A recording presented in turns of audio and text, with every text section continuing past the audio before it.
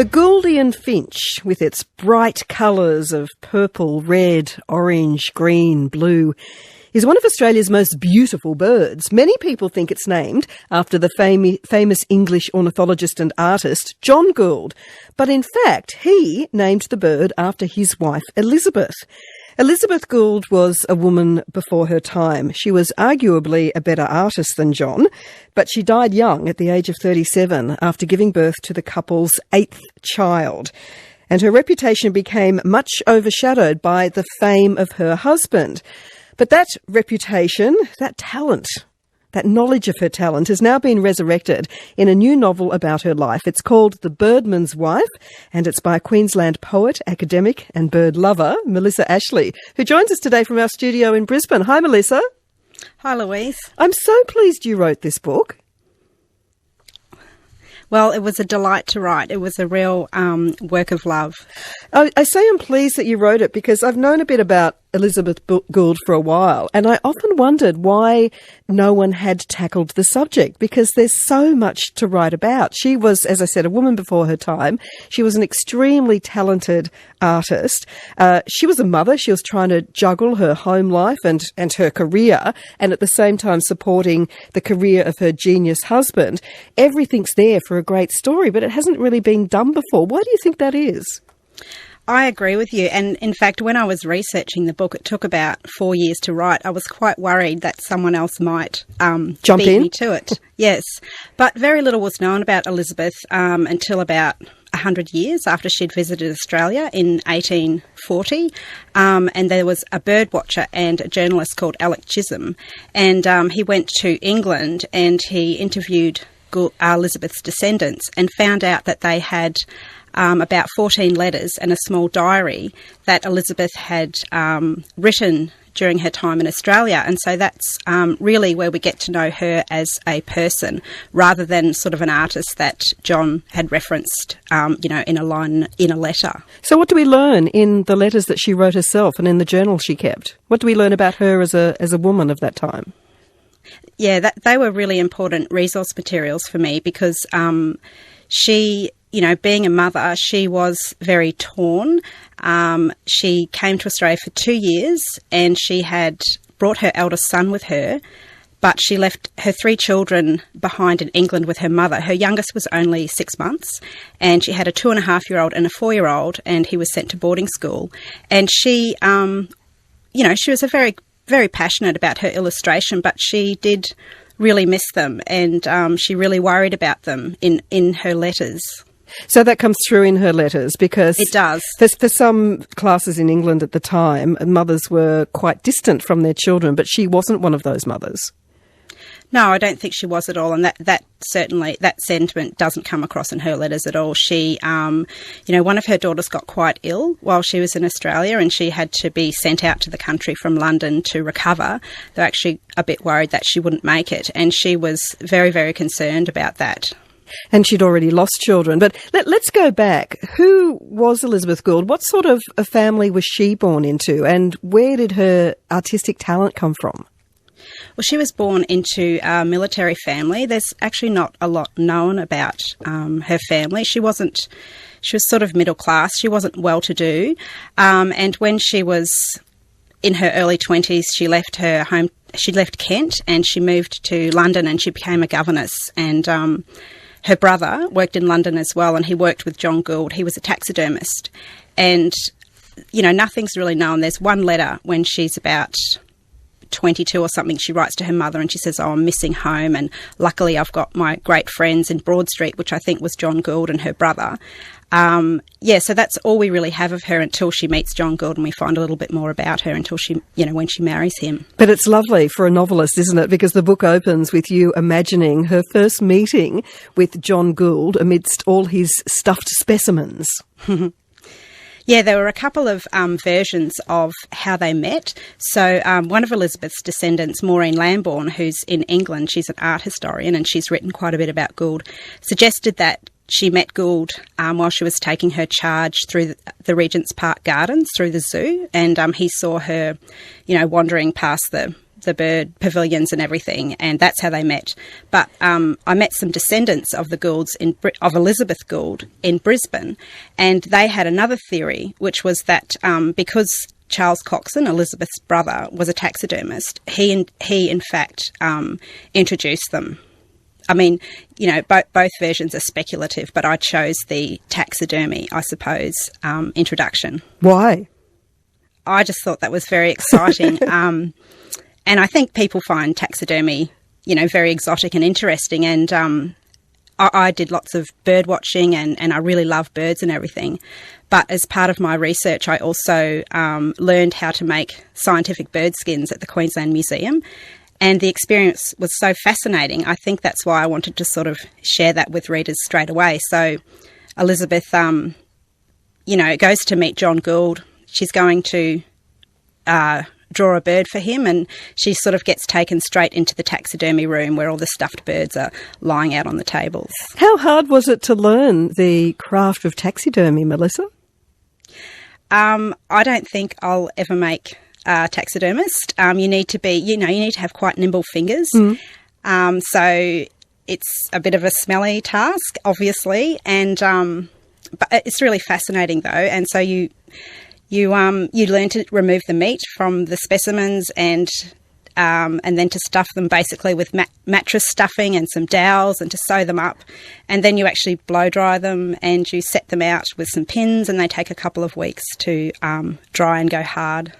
You can, I think that it's great that you took your research to that level, because it comes through in the book with very detailed descriptions of how the scientists then, how people like John Gould and the people he worked with and Elizabeth, how they approached these specimens and how they made them look lifelike enough for them to be able to draw and to paint. But you also go into gorgeous specific detail too about how Elizabeth paints these beautiful pictures of birds and, grinding up the pigments and what she does to get a certain sheen on a particular feather. How did you learn about all that? It's like the taxidermy. I find the artistic process very fascinating as a writer. It's very evocative for me. And I suppose lithography, in terms of using it to make zoological representations, was very new at the time. Edward Lear was someone who sort of was the first person to experiment with the form for zoological illustration with the print technology. And this is surprising too, because Edward Lear has come down to us in history mostly as that crazy guy who made up all the funny limericks, but he was a great naturalist and a great artist. He was one of the 19th century's most wonderful natural history illustrators. He was truly fantastic, and he was a real innovator with lithography to reproduce prints of birds. And, once upon a time they did etchings and woodcuts and everything, and they used very poorly stuffed taxidermy specimens as well. And so it was just a time of revolution when Elizabeth and John got on board, and they invented, ways of making their, as you say, with the sheen and everything, making the illustrations more beautiful by trying out different colours and finishing techniques and so on. Give us an idea of what was happening at that time in England, in Europe, around the 1840s, when people were learning about these amazing creatures, these fascinating plants that were being sent back to England from other parts of the world. It was a time of great curiosity and great fervour and also great entrepreneurship, wasn't it, Melissa? Yes, it certainly was for John Gould. I mean, you had people like Charles Darwin, who'd just returned from his voyage of the Beagle.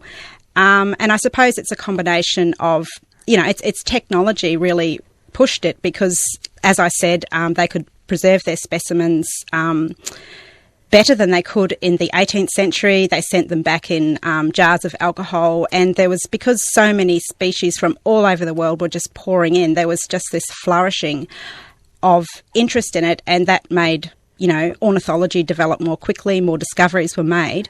But as well as that, natural history was very popular with the everyday person, so it became a popular pursuit, a popular Victorian pursuit, and people could do that in their own home. They could collect and they could stuff animals or preserve shells or whatever in their own home. So lots of people were very interested in it. Lots of ordinary households or middle class aspirational households had stuffed animals under glass domes decorating the drawing room. Yes. You mentioned Charles Darwin, and Elizabeth Gould got up close to Charles Darwin's famous finches, didn't she? The finches that were later to lead to Charles Darwin's exploration of the theory of evolution. Yes, she did indeed. So just after Charles Darwin returned from the voyage, he met with all the important scientists in London, and one of them, of course, was John Gould. And John Gould classified the birds he'd collected from all over the world, and there were many new species that no one had ever seen before. And Charles Darwin wasn't an ornithologist. He started out as a geologist, so he didn't have the expertise that John Gould had. And John Gould ended up writing the ornithology section of The Voyage of the Beagle, and Elizabeth Gould was invited to draw all of the birds, which I think there are about 50 at least that I can think of that she illustrated. And yes, they included those Galapagos finches. It's 12 to 2 on 666 ABC Canberra, and my guest is Melissa Ashley, who's the author of the new book, The Birdman's Wife, which tells the story of Elizabeth Gould, including her trip to Australia with her husband to further their bird discoveries. And just getting back to her skill as an artist, so she was drawing a bit before she met John Gould, but once they formed that partnership, that's when she really took off as an artist, isn't it? Yes, I think she took, because John Gould, he needed to draw specimens. He corresponded with ornithologists, mainly in Europe and everything, but in South America and in South Africa and everything, and he needed sometimes to represent, a beak or a wing or something like that, and his drawings were very poor. And that's when he got Elizabeth on board, that's how it started out. She was drawing sort of private drawings for his correspondence, and then she became more and more involved. But when they produced their first illustrated folio of 100 birds from the Himalayas, Elizabeth wasn't really... that's how she learnt to be a professional artist, you could say. So she learnt on the job. She learnt to draw, and she could already draw and everything, but she learnt how to convert it into lithography as well, to draw and to paint and to do lithography. The reason why they travelled to Australia, and as you said at the start, the painful decision to leave some of the children behind, because it would have been even less safe to take them on such a voyage across to the other side of the world. And that was because they wanted to... Can you explain what that was about? Was that because they were trying to find new species, or were they trying to find better examples of species they already knew about? Yeah, I think there's lots of reasons why they came to Australia, and it's a culmination of a whole lot of opportunities. So, Australia was this great undiscovered place, particularly with its ornithology. So there was this great opportunity for John Gould to possibly make his name, which is actually what ended up happening. But Elizabeth had two brothers, Stephen and Charles, who lived in the Hunter Valley, and a couple of years before the Goulds came to Australia, the brothers sent lots of species to John in London, which he classified. So I think he'd classified about 40 new species before they even arrived in Australia. Wow. And they'd already written a little field guide called The Synopsis of the Birds of Australia. It was in 2 volumes of our birds for other field collectors in Australia to refer to. So they knew quite a lot about Australian birds before they even got on board the ship. One of the great meetings on that journey was the meeting between Elizabeth Gould and Lady Jane Franklin, who was the wife of the then governor of Van Diemen's Land. And Lady Jane Franklin, she's much better represented in history as an adventurer in her own right, and a very forthright, strong woman who turned her nose up at many of the conventions of the day. So it must have been great fun writing those passages, I imagine, Melissa, the meeting between these two very strong, independent women in a way, but both married to these larger-than-life men. Absolutely, and that was just a lovely convergence of two unusual women at the time, and they were both champions of science, and they really did become very good friends. Originally, I think the Goulds had decided to stay in Tasmania for about 8 weeks, but Elizabeth, as she often did, became pregnant again. She became pregnant on the voyage, and Lady Franklin invited her to stay at Government House and to have the baby at Government House, and she looked after her, and she looked after her maid as well. And so John made all these expeditions from Tasmania, and they ended up spending 9 months in Tasmania. And there are fond... Lady Franklin writes very fondly of Elizabeth in her letters to her sister, and she also corresponded with John and Elizabeth as well. So it was definitely a very warm friendship there. You must want... in fact, there's... Yes, sorry, go on. There's quite a poignant story where Elizabeth died in 1841 in August, and about 2 weeks after she'd died, a wonderful letter arrived from Lady Franklin to Elizabeth Gould, catching her up on all the news. And so that was kind of poignant for me to discover that she'd passed away, and it would take another 3 months, before Lady Franklin would get that news. You must wonder, Melissa, what Elizabeth Gould would have achieved if she hadn't died so young.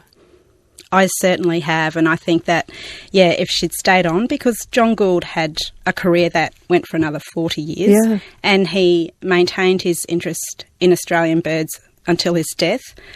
And, he named about 200 of our species, just under 200 of our species. And certainly if Elizabeth had not passed away so young, we certainly would know her name. You originally started this project as a PhD thesis. At what point did you decide it would be better to write the story as a novel? I came to the PhD, it was a PhD in creative writing, and I came to the story of John Gould through my interest in bird watching, and a friend lent me a biography of John Gould, who I'd heard of, but I'd never heard of Elizabeth. And because I found her so fascinating, she was an enigma to me, because she'd had 8 children and she lost 2 children, and she was this incredible adventuress.